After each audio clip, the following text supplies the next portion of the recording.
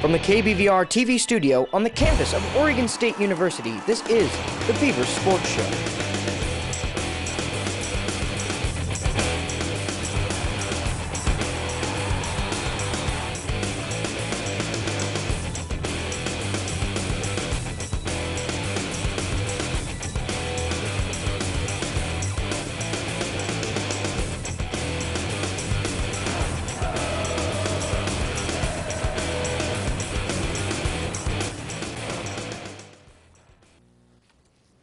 Welcome back, Beaver Nation, to another edition of the Beaver Sports Show. And it was another great weekend for the Beaver baseball team as they picked up their 5th straight Pac-10 series win, this time against 24th ranked UCLA. That's right, Boone, and Josh Oshitz even flirted with a perfect game Saturday as he tossed a complete game no-hitter for the Oregon State Beavers, which was the first one since 1947.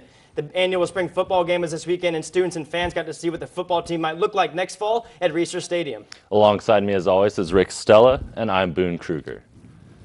After getting the series win against Washington State, the Beavers traveled to Los Angeles, California to take on the 24th ranked UCLA Bruins. The Beavers entered the series ranked 3rd in the nation while posting an impressive record of 30-8. Beaver Sports Show reporter Kaylee Sundberg has the recap of this past weekend series against the Bruins.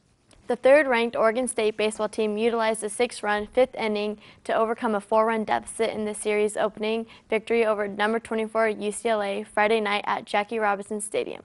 The game was expected to be a pitcher's duel. The two pitchers on the mound were OSU's Sam Gaviglio and UCLA's Garrett Cole.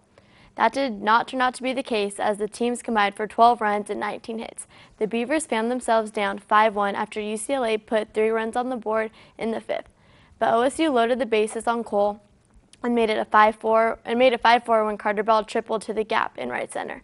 Ryan Dunn tied the game when he blooped a single to center, then scored the game-winning run when Ryan Barnes hit a sac fly to center. Tyler Smith made it 7-5 when he scored on a balk to UCLA reliever Mitchell Beacom. Beavers win the game 7-5. Saturday's matchup between Oregon State's Josh Osich and UCLA's Trevor Bauer was also expected to be a pitcher's duel as the Beavers and Bruins met at Jackie Robinson Stadium again. UCLA started off with an error when Michael Miller's hit was dropped by their shortstop. Beavers stranded 2 in the top of the 1st. Still scoreless as they entered the bottom of the 4, out of the 24 outs, 15 were strikeouts, Bauer with 8 and Osich with 7. Barnes with a 1-out walk in the top of the 6th, Norris single to right, and OSU has runners on the corners with 2 outs. Kevin Keyes doubles to right center, and the Beavers break through with a 2-0 lead. They are headed to the bottom of the 7th, still 2-0. Osich with the K, looking to start the 9th. Bruins are down to their last out after Bell makes a 5-3 play. Josh Oshitz strikes out his last batter. He has thrown a no-hitter. The left-hander threw the 4th no-hitter in Oregon State's baseball history as the Beavers defeated the Bruins 2-0. The complete game no-hitter is a Beavers first since 1947. Scoreless first inning for both teams as they start the 3rd game of the series. OSU strands 2 in the top of the 2nd. Ryan Barnes extends his hit streak to 6 games with a 1-out single in the 3rd. OSU is getting the bat on the ball but still no runs. UCLA loads the bases in the bottom of the 3rd, but Ben Wetzler gets out of the jam. We go through the 4th inning still scoreless. Bruins get a 2-out double and take a 1-0 lead in the bottom of the 5th. Consecutive singles by Kevin Keyes and Danny Hayes get OSU going in the top of the 6th. Ryan Dunn up, no outs, and has a great bunt which moves them to 2nd and 3rd, 1 out. Parker Burberry up. His fly ball ties it up. At the end of the inning, bottom of 6, Bruins are on 2nd and 3rd, 1 out. Scott Schultz now in, but a double drives in too, and UCLA takes a 3-0 lead. Matt Boyd in now, and the Bruins take a 5-1 lead. Still bottom of the 6th, a double play ends that inning, now to the top of the 7th. Ryan Barnes doubles and Jared Norris scores him with a single. It's now 5-2 UCLA. Tony Bryant is now in, and following him was Cole Bayless and Cam Boozer that inning. Beavers couldn't get anything in the top of the 9. Game over. Beavers fall to the Bruins 5-2, but we still win the series. Thanks, Kaylee. Boone, it was great to see the Beavers get yet another series win. It would have been nice to see them win that game on Sunday, but you can't win them all. Yeah. Right, as much as you'd like to think. So what did you see against UCLA that really impressed you? I mean, I know there was a great pitchers matchup Saturday night, kind of the story of the weekend. Was that the game that kind of stood out to you as like classic Beaver baseball and made you really believe that they're something else this year? Yeah, well, the first two games against UCLA, the Friday night game where the Beavers were able to come back in dramatic fashion and pull that one out, was another, that's a Beaver baseball too. You could probably call the Oregon State baseball teams the comeback kids. They've been coming back in a lot of games lately. And then Saturday's game, Josh Osich, just a masterful job pitching. That's one that, Beaver fans that were there, he will remember for the rest of his life. Like you said, first complete games, no-hitter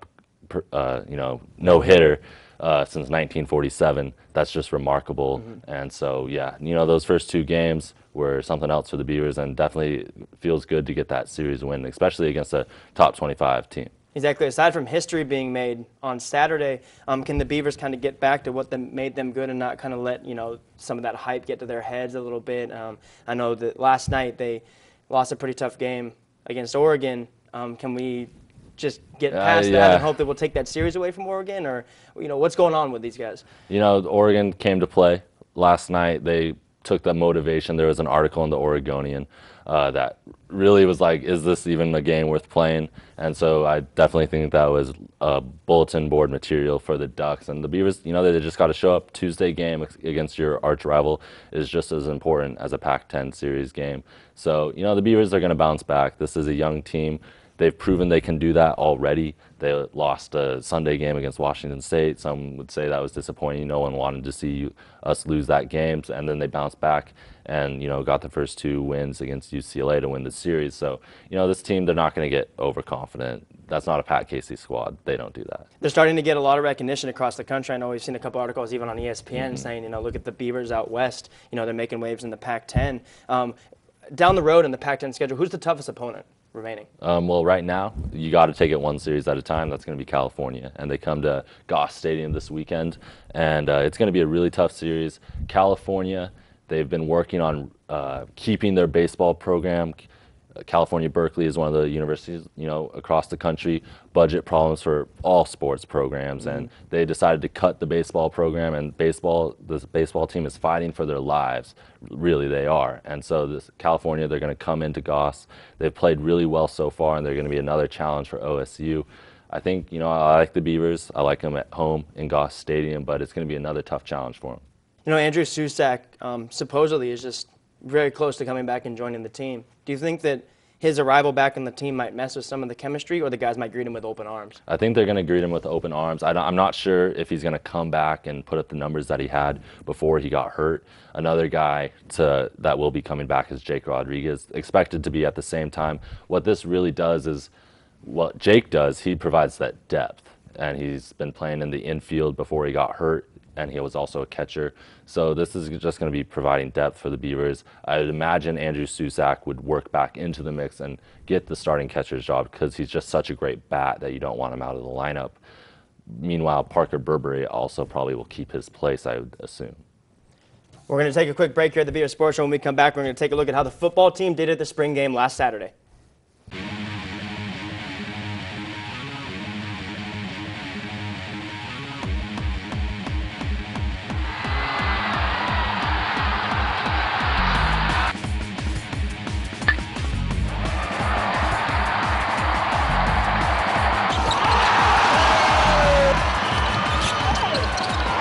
The wrestling team got back to their winning ways. So what's next for Calvin Haynes?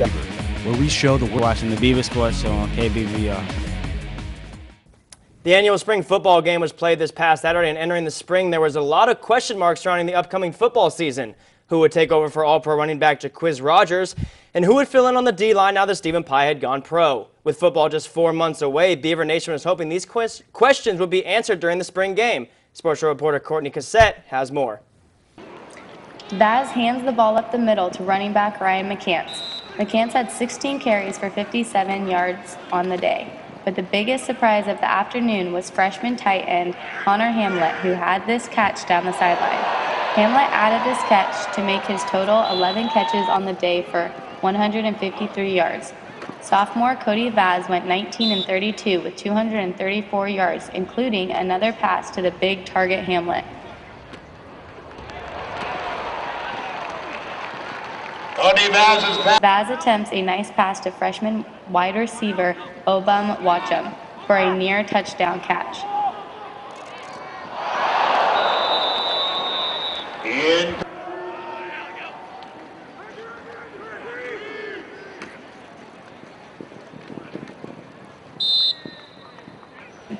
McCants adds another strong run up the middle. Mannon would throw an interception to freshman linebacker DJ Welch, who would return it for a touchdown. Welch also had 5 tackles on the day. Watchum catches a pass from Mannon for a short gain. John Mannion. Linebacker Fedi Unga would pick off Mannon again for his 3rd interception throw of the day. Mannon attempts a nice pass to Watchum down the middle. Mannon would finish the day 13-32 for 153 yards. Sophomore quarterback Jack Lomax would take over under center after Mannon with a handoff to redshirt freshman running back Malcolm Marable. Marable adds a nice run down the sideline.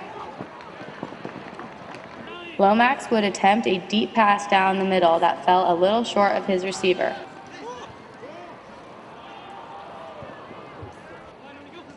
Marable would get hit hard on this play.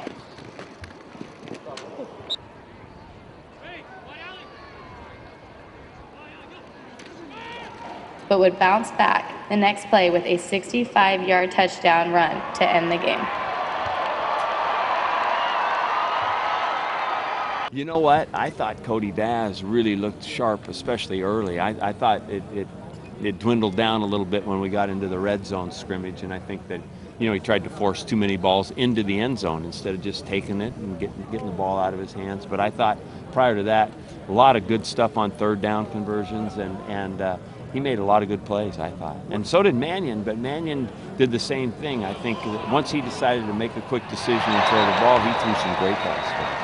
And I thought that there was some really good defensive secondary plays today, and some hard hitting, and in general, some really good playmaking on offense. So, besides that, at running back, I think when it all sorts out, we're going to gain yards running the football. We might do it with a group of guys rather than one guy, but I think in general, those are the areas I think we've answered some questions. Reporting from Research Stadium for the Beaver Sports Show, this is Courtney Cassette. Back to you guys in the studio. Thanks, Courtney. Boone, you were at the spring game on Saturday, and I know it was kind of, compared to other spring games, a little bit lackluster. I know there was a lot of injuries, no Joe Halahuni, no Ryan Katz, stars on the team. Mm-hmm. Could you take anything out of the spring game that you could look forward to come fall? I'm not sure if you could take anything necessarily out of the spring game, but for the coaches and for any fans that went to spring practice, you kind of saw some emerging players. A name that just pops out there is Connor Hamlet. He had 11 catches, over 100 yards receiving from the tight end position. That's just going to be a guy that provides you more depth. You already had Colby Prince and Joe Halahuni, but like Rick said, the injury bug hit OSU hard this spring practices. Colby Prince was another guy that was hurt and didn't play. Mm-hmm. Both, Colby Prince and Halahuni are expected to be 1 and 2. Halahuni will be an H-back, Colby will be the tight end, but Connor Hamlet, that's just another guy to provide depth for you, and you can't have enough tight ends. We all saw what Stanford did with Jim Harbaugh. They had 6 tight ends, and they're all absolute great players. So the Beavers, that position seemed to do really well. Also the defense in the spring game, at least, played really well. They had some picks, and we're just flying over the ball. What I was really impressed with was that they were looking at the ball. They were finding the ball in the air, the corners were, and knocking the passes down. There was some great individual performance by some of our defensive players. One of the biggest questions, like I mentioned earlier, is who's going to fill in for Jaquiz Rogers. Mm-hmm. And I know James Rogers is wearing number 1 this year in honor of his brother, which is pretty cool to see. But who is going to step up and be our running back next year, or do we change to a pass-happy team? I think we're going to pass more. I really do. With Ryan Katz, if you look back through Mike Riley's quarterbacks in their second season, every single quarterback statistically has gotten much better under Riley. And that goes from Matt Moore, Derek Anderson. Quarterbacks have in Oregon State in general, I should say, they've just gotten much better in their second season of starting. So I think with Ryan Katz and with the receivers we have a stable of receivers Ryan Katz will be able to throw him the ball, assuming, Ryan Katz comes back from his injury, wrist injury, completely healthy, which I imagine he will. But to answer your question, Ryan McCants, I think, is the #1 guy right now. Teron Ward had a really good spring, but he didn't play in the spring game due to an injury. Also, look at Malcolm Marble. He's not going to be an every down back, but he had a 65-yard touchdown run to end the spring game. That's some impressive speed that he showed to get to the outside and score that last touchdown. Another guy, Javon Stevenson, he shouldn't get left out of the mix. Neither should Jordan Jenkins, who was hurt early in spring practice, and he missed the rest of the spring. So those guys, Stevenson, he played a lot his freshman year and gave Quiz a couple of breathers, throughout the season 2 years ago. And he could be a guy that makes his way into the playing time. But I predict that Ryan McCants will be your starting running back come Sacramento State. Exactly. He's certainly put in the time enough to be put that in the starter time. now. He's the most experienced guy. He's a big running back. And, I wouldn't also keep your eye out for Teron Ward. He could be a player, and he's kind of your typical OSU running back of the past 10 years, a Ken Simonton, Juvenson Bernard type build. And, Jaquiz Rogers, he gave him high praise when Quiz was watching the practice. So I think that should be enough for any Beaver fans to know Teron Ward could be for real. This is a really early prediction, but in your eyes, how good did the team look? The way too early prediction, they really got to step up on the offensive line. I watched a couple scrimmages and practices throughout the spring, and the offensive line's still too many holding calls, and that's going to really hurt OSU come football season if they can't shore up the offensive line. I think, running back, we have some playmakers there. That's going to be a position that will be okay. Maybe not to start the season, but by the end of the season, I think our running backs will be shining. Ryan Katz, he's going to be great. Our receivers are going to be good. Marcus Wheaton could be an absolute stud. Defense will be better than we were last year. I really believe that. I think we're going to be more athletic. I like the move of Cameron Collins to linebacker, full-time linebacker now. He was a beast in the spring game, and he can really lay the wood down. So, we're going to be better overall. I think we'll go bowling next year. 8 wins, 7 wins, something around there. And a really tough Pac-10. It will be a tough Pac-10. It'll be a lot of fun, though. That's for sure. We're going to take one more quick break here at the Beaver Sports Show. When we come back, though, the NFL Draft was this past weekend, and some fellow Beavers got drafted. We'll break down who got drafted and where. Stay tuned. Hey, this is Amar Starks from the OSU men's basketball team, and you're watching the Beaver Sports Show on KBVR. In an offseason plagued by skepticism over the upcoming NFL season, one thing was certain. The NFL Draft would be taking place in late April, and a number of former Beavers had high hopes of having their name called at Radio City Music Hall. Dreams came true for a few, but also left some disappointed. Many believe Stephen Pye would be the first OSU alum selected, as he was. However, it was the next Beaver off the board that surprised the fans, and it's not who you thought it might be.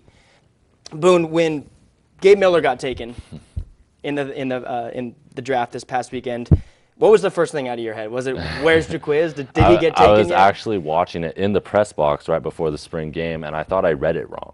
I was like, Gabe Miller, wait. G. Miller, Oregon State. He just got drafted, really? And, congratulations to him, though. But it had to have been a shock for any person in Beaver Nation to have Gabe Miller drafted before Jaquiz Rogers. But, Miller, he's worked really hard. He's only played 2 years of defensive end, and he put up great numbers at the OSU Pro Day. He's, might say a project, I guess, for Kansas City, but he's certainly athletic enough.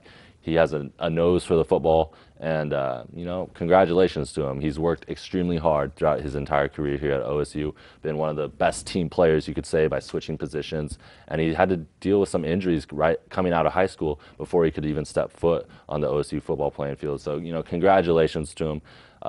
He's one of those guys that has worked his butt off for the Oregon State football program. What do you think about Jaquiz Rogers going to Atlanta? We had talked last week on our radio show about the teams that we thought that he may go to. Atlanta never came up. We mentioned Atlanta, that's fair. And so what are your thoughts? I mean, does he fit in well there? He's projected as possibly being the number 2 back in Atlanta, which, I think is great. Obviously, it's good to see a Beaver, get into a place like that. He's a perfect, spell back for Michael Turner. People are saying he's the perfect fit for Atlanta, perfect change of pace running back for Michael Turner. Michael Turner for Atlanta is the clear-cut #1 guy for him. So Quiz is not going to be taking that guy's job anytime soon unless injuries or possibly a trade. But what you really have to like is you have to like that Atlanta traded up to get Quiz. That means they really want this guy. Yes, it was the 5th round, but they are invested of him. They gave up a pick for Quiz, and they're going to give him an equal opportunity to make the team. They want him to be on this team. They love his agility and how he's so quick And he's just a winner. He plays really hard for him, and Atlanta definitely got a steal. It's really great, too, to see a guy like Mel Kiper giving Jaquiz such high praise and just, talking about how good of a running back he is and how good of a fit he is. And obviously, us going to Oregon State, it's just good to see that. Let's talk about Stephen Paya now. He goes to Chicago, a very defensive-minded team. I think he could thrive in Chicago. He's a great fit there. What are your thoughts on that? And do you think he fell a little bit out of the second round, or was it the injury concerns? I think it was the injury concerns. There was a record number of linemen taken in the first round this past year. So he had a lot of competition to get picked up. And you think of Marcel Darius of Alabama and Nick Fairley from Auburn. Those two guys were going to be ahead of him. And some other names that were picked, defensive tackles that were picked before Stephen Paya, were a little bit of a surprise, but I really think it was because of the knee question and the injuries. And really, I'm happy that he went to Chicago. It's a good defense, a winning team. And like Quiz, both these guys are going to winners. They're not going to be playing for the Detroit Lions or the Carolina Panthers. They're going to be put on a team that is successful and will go to the playoffs. And hey, you and I will be able to watch it on TV. It's Atlanta and Chicago were on TV so much this past year. It's going to be a lot of fun watching these guys play in the pros. Exactly. And as assuming that there is football this year, it will be great to see them playing on Sundays. There was never a doubt that they wouldn't be playing, so it's really great to see them get picked up by teams. For guys like James Dockery, who doesn't get drafted, should he still hold out hope of signing a team? I know he's talking with Jacksonville a little bit, I guess. Definitely. They can't formally sign. That's funny that you mentioned it. On his Twitter account, he was like, hey, I'm happy that I didn't get drafted because now I get to be on the team that I want to be on. And that's the perfect attitude that he has right there. Everybody, I guess, wants to get drafted, but hey, being a free agent isn't the worst thing in the world. A lot of free agents coming out of college have been successful in the pros. I believe James Dockery is going to be one of those guys. He has that right mentality. We've been in the press conferences with him, and he's great in front of the camera. He speaks really well. He's a very intelligent guy. He's going to be really successful in the NFL. I like his athletic ability, and if he goes to Jacksonville, they're going to be getting a very hardworking player and an underrated player too. Exactly. We at the Beaver Sports Show want to congratulate all of the Beavers that got taken in the draft this past weekend, and we look forward to watching them on Sunday playing in the NFL. In what has been a tough year so far for the Oregon State softball team continued this past weekend as they traveled to Tempe, Arizona to take on the #1 ranked Arizona State Sun Devils. Sports Show reporter Shelby Anderson has more on the softball team's trip to Tempe. The women's softball team traveled to Tempe, Arizona over the weekend for a 3-game series against the #1 ranked Arizona State Sun Devils. Game 1 on Friday night was a close one. Pitcher Tina Andriana gave up only 3 hits in the game. However, it was a walk in the first inning with the bases loaded that gave Arizona State their one and only run. The Beavers were unable to get their offense started and lost the game 1-0. Game 2 on Saturday night saw a similar lack of offense. The Sun Devils got on the board in the bottom of the first with a bases-loaded sacrifice fly and would go on to score 2 more runs in the 3-0 win over the Beavers. Sunday afternoon, the Beavers took on the Sun Devils one more time in the 3rd game of the series. Arizona State took a commanding lead early and had a 5-run advantage by the 4th inning. It wasn't until the top of the 6th that Paige Hall hit a solo home run to put the Beavers on the board. It wasn't enough, however, and Oregon State lost 7-1. The Beavers' record now stands at 18-22 overall and 1-14 in league play. Back to you guys. It was a historic weekend at the Pac-10 Men's Golf Championships this past weekend in Palo Alto, California. Oregon State junior Alex Moore and USC golfer Martin Traynor played 7 holes of sudden death golf before Traynor of USC got the best of Moore. Moore and Traynor made par in the first 6 rounds of the playoff, but then on the 7th hole, Traynor made a short putt for par to win after Moore made a bogey. Both players finished the 3-day tournament at 5 under 275 to force a sudden death playoff. The battle between Traynor and Moore is believed to be the longest playoff in the 52-year history of the Pac-10 Championships. As a team, the Beavers shot a 15 over 365 at the par 70 course, which put them in 8th place to finish the tournament. Golfers Johnny Modimochi and David Fink covered the trip for the Beaver Sports Show to give us another inside look at what it is like to travel on the road for the golf team. This is Johnny here at PDX with David Fink. We're ready to go to Pac-10 Championship. We've been waiting to do this for 3 weeks, preparing hard, and we're finally here. It starts on Friday and it's Wednesday today, so a couple more days to prepare and get after it. Hopefully we play well, but we're heading to the tournament. And as you can hear, Casey King over there, have a shout out. He had a great lunch, actually. He had a 3-year-old equivalent meal. he had a cheeseburger with fries. And didn't stop there. He managed to get some donuts too, and he ate that too. So he's feeling pretty good right now. How's it going? It's 7:45 in the morning on Thursday. It's our practice round today. We started at about 9:15, so it's a little early morning. But it's beautiful outside. We're looking forward to a good practice round where we can learn the course and take advantage of the nice day.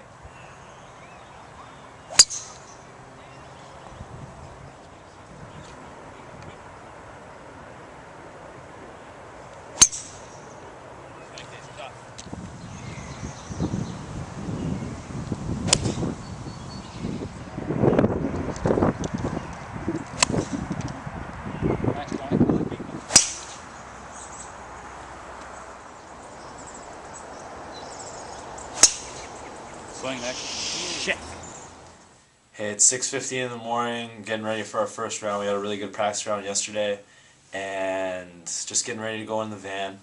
I'm in the first wave. I'm going with Casey King, Jeff Petroff. David just woke up, filming right now.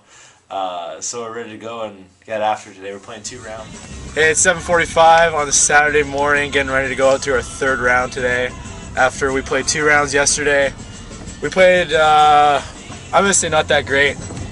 We had a really kind of crappy first 27 holes. In the last 9, Alex Moore came through with a 29, which is 6 under on the back 9, unbelievable back 9. Nick Sherwood, who was 3 over through the front, was 4 under on the back, so they kind of saved their bacon out there. So we're just going to go after it today, and everyone's going to play well.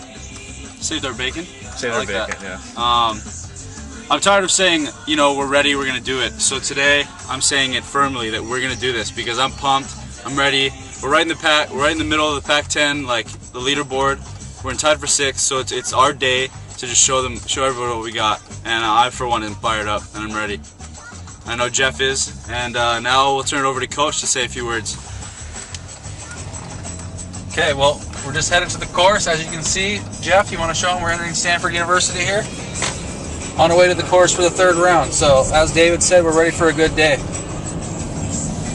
As he runs a red light.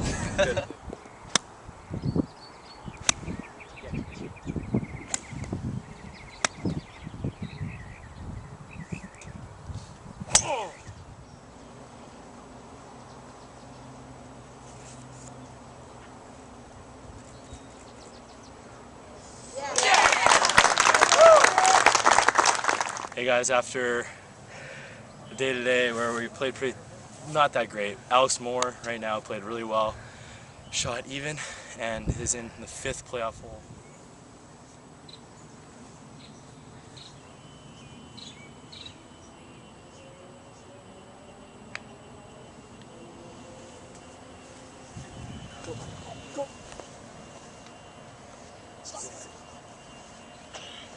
Here's our teammate, Alex Moore. Played really well this weekend. He came in tied for 1st overall. He's a champ. He didn't pull it out in the playoff, but it was a great playoff. 7 holes of playoff. Pretty grueling after an 18-hole day. After 3 entire rounds of golf before that. But he played great the last day. I mean, had all pars and stuff the whole round. I mean, you were playing solid. And what was going through your mind in that final round? I was just trying to stay as patient as I could be. I knew like the course setup was difficult and the pins were tough, so I just felt like if I hovered around even par, I'd have a chance coming down the stretch because I was going to finish before the other guy, and I figured if I shot around even, I'd put the heat on him to perform coming down the stretch because he'd have all the pressure on him. So that's kind of how it went. Yeah, and you say you knew the course and everything, and you know the rough was so tough the whole week, and I mean it really showed that you were hitting the ball great off the tee. I mean, was there something you were doing to prepare for the tournament, or what was going on off the tee that you just felt so confident? I just like playing the course in the past. I kind of knew which holes you attacked with driver and you could get away with it, and then which holes you kind of had to lay back, like 6 for instance. We talked about that, and then just kind of try to tactically kind of go at the course the way it's supposed to be played. And I mean, oddly enough, before the tournament started, I wasn't hitting it very good, but like for some reason I just kind of found something in my setup and just went with it and rode it out for as long as I could. It's postseason. That's what happens. Congratulations to Alex Moore for finishing second individually in the Pac-10 tournament. That's all the time we have for you today at the Beaver Sports Show. Make sure to check out the Beaver baseball team this weekend as they take on Cal at Goss Stadium here in Corvallis. On behalf of Boone Kruger and everybody here at the Beaver Sports Show, I'm Rick Stella. Have a good night, and we'll see you back here next Wednesday.